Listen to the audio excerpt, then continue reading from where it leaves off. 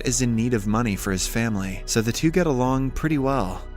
Which Curtis deduces is the cause of the nightmare. After work, oil causing Curtis to crash into a tree with his scared daughter out of his eyes. Curtis lets out a loud scream and wakes up in his bed as him breathing heavily and inquires what is wrong, but Curtis doesn't tell her what his dreams show him. For instance, he makes a fence in their backyard while trying to find a safe zone. Curtis comes across an old storm shelter renovated. It will be the safest place to be in if something like his dream occurred. However, Curtis is glued to the TV, too busy to answer her stranger looking back at her from their backyard. Curtis hugs his daughter. Just when he accepts the inevitable, he jerks up from his bed, him if he is alright, but Curtis is too embarrassed to let her know what happened, that he might be mentally ill. Instead of going to a doctor, he picks up Samantha organizes a family brunch and is annoyed when her husband is late, bed for hours before finally falling asleep. All this time, Curtis finally goes to the doctor with his concerns. He doesn't go into depth about the dream. Cochlear implant has been approved. She will soon go through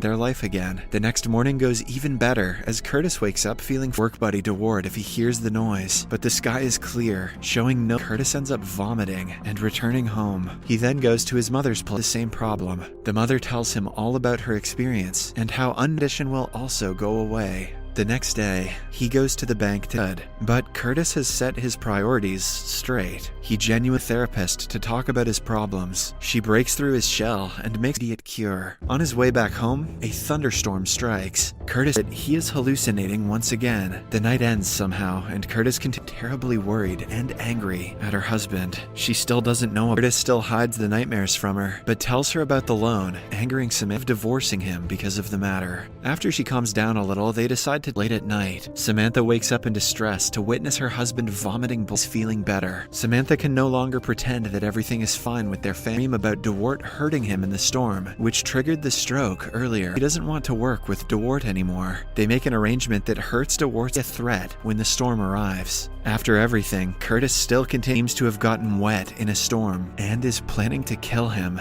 This is many days at work, prompting his boss to visit him. The man sees this puts the family deep into debt, all because of Curtis's money for the surgery. In the following scene, the family goes to church to clear of his own, and seeing Curtis in a better condition boils his blood. DeWart preparing for the oil storm, declaring that only his family will survive. The day Curtis was worried about has finally come. In the darkness of the night, back to his senses and open the door. He does as told to prove her wrong, left by the storm, which makes Curtis finally see that he has let to forgive him and start anew. She brings him to a good psychiatrist on a vacation to clear up his mind. Samantha also thinks it is a good idea to see Curtis playing with Hannah at the beach. He hasn't had any nightmares in a long storm. On turning around, Curtis sees a storm double the size. Face drop. He registers that she can see it too. The film ends, and leave a like to help the channel out. Thank you for watching.